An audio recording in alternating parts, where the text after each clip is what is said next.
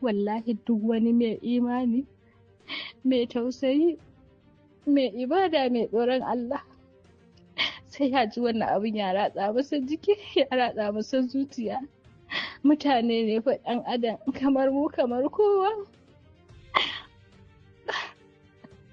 Wallahi na tausaya wa Haruna. Ni bazawara ce, ba ni da aure. Ina wurin antina a Abuja. Wallahi ina son Malam Haruna saboda Allah, saboda Annabi Muhammadu sallallahu alaihi wasallam. Kuma zan tausaya masa ne in aure sa. Ba don kawai ba, sai don tausayi da imani da tunanin yau wannan irin abu ya faru da ɗan uwana musulmi, wani irin gudumawa ce a rayuwata ta ni mace mai tausayi mai raunin zuciya. Zan iya yi masa, ba ni da kuɗi, ba ni da kowa daga Allah sai Annabi Muhammadu sallallahu alaihi wasallam. Zuciya ta da ce ne, me zan iya taimakar Malam Haruna da shi ne? Me zan iya yi masa ne a rayuwata ta gudumawar gaggawa? Na yanke shawarar zan aure sa.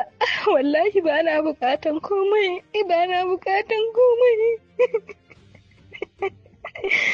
Ga abin da nake bukata shi ne Allah Ubangiji ya bayar masa da zuri'arsa ɗaya ba. Allah ya bashi haƙurin juna wannan rashin.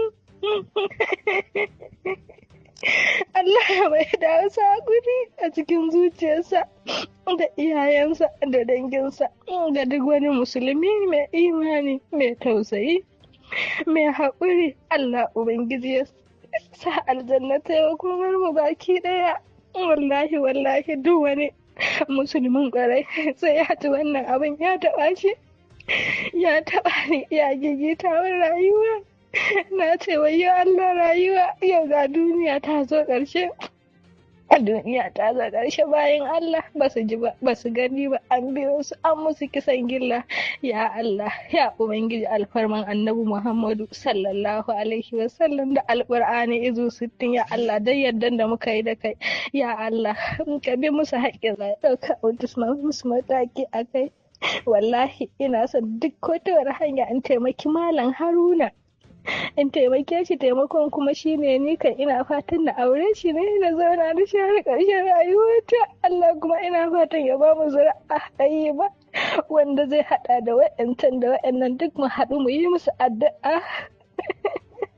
Ba na buƙatar komai, wallahi ba na buƙatar komai. Kawai burina shi ne in ga na taimake shi saboda Allah da Annabi Muhammadu.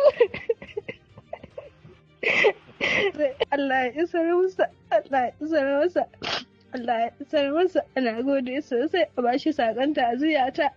Ni na Umma Kulsum, amma ana kirana da Maryam Ibrahim. Da Maryam Ibrahim nake amfani da shi. Jaridar Arewa.